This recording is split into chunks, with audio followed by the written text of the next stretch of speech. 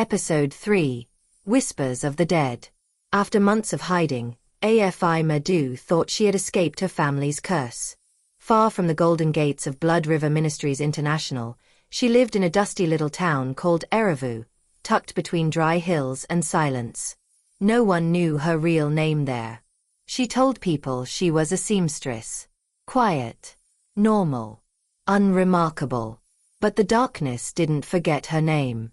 And it certainly didn't forgive her. It began with the voices. At first, just in dreams, soft mutterings, far-off chants, the rattling sound of cowries shaking in a calabash. But soon, the whispers came during the day. While cooking. While brushing her teeth. Once, even while peeing. They weren't in her head. They came from the walls. It was always the same voice. Cold. Familiar. Her mother's. You ran. But you didn't run far enough. The haunting intensified. Mirrors cracked without warning. Flies buzzed around her food like it was rotting, even when it was fresh. Her body would go ice cold at exactly 3:17 a.m. every night, the same time her mother had died. But the final straw came when she found the snake's skin in her bedsheets. Not a dream.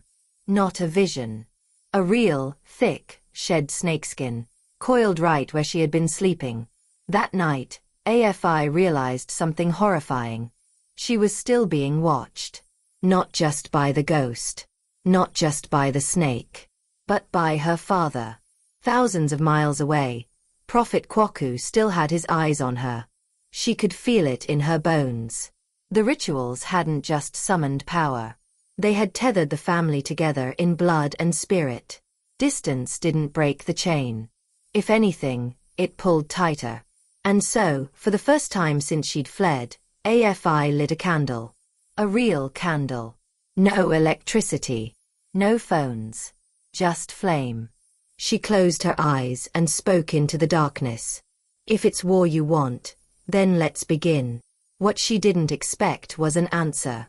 The candle flickered and died, snuffed out by wind that came from nowhere. The windows rattled. Her breath turned foggy in the warm room. And then, standing in the corner of the room, was a child. Not a real one. This thing had no eyes. No feet. Just a face stretched into an eternal grin. It pointed to her with one long, bony finger and said, "You can't break a covenant. You were born into it." AFI screamed. Not because she was afraid of ghosts. She was used to those. No, she screamed because she finally understood the truth. She was part of the ritual. All along, her father hadn't just been using the snake and the ghost for power. He'd been feeding it. Feeding it with his bloodline. That's why his children suffered with madness. That's why every family member who got too close to the truth died mysteriously. They weren't accidents. They were offerings.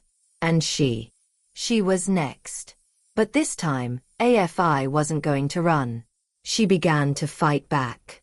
She found an old Babalawo in Erivu named Pa Olarunlik, a blind spiritualist with one good ear and no patience for nonsense. When she told him her story, he didn't flinch. He simply said, "Ah, one of those churches." Then he handed her a black gourd filled with river water and goat blood. She was to pour it at the threshold of her father's church. AFI laughed. Walk back into that demon's house? She might as well sign her death certificate in advance.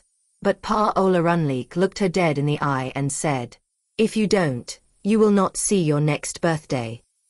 So she returned. She didn't tell anyone. She wore a veil and moved like a ghost. The church was bigger now. More luxurious. The gates taller. The people richer. But the serpent was still there. She could feel it. It hissed through the sermons. It laughed during the prayers. It wrapped itself around her father's words, turning poison into prophecy. And the ghost? Her mother? She stood by the altar, invisible to the crowd, watching. AFI walked up to the threshold just before service began. She looked at the polished marble steps, the velvet ropes, the giant TV screens showing her father's face smiling like a politician. and she poured the gourd. Black liquid hit the floor like acid. The air screamed.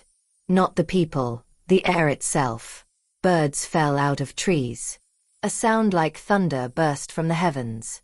And inside the church, Prophet Kwaku collapsed mid-prayer, clutching his chest. The snake hissed violently. The ghost screamed. The sky turned gray. And AFI. She turned around and walked away. That night, 3 of Prophet Kwaku's cars caught fire in the church parking lot. The newspapers said it was an electrical fault. The congregation called it a test of faith. But AFI knew what it really was. The beginning of the end. And the snake. It knew her name now. Like and subscribe for episode 4.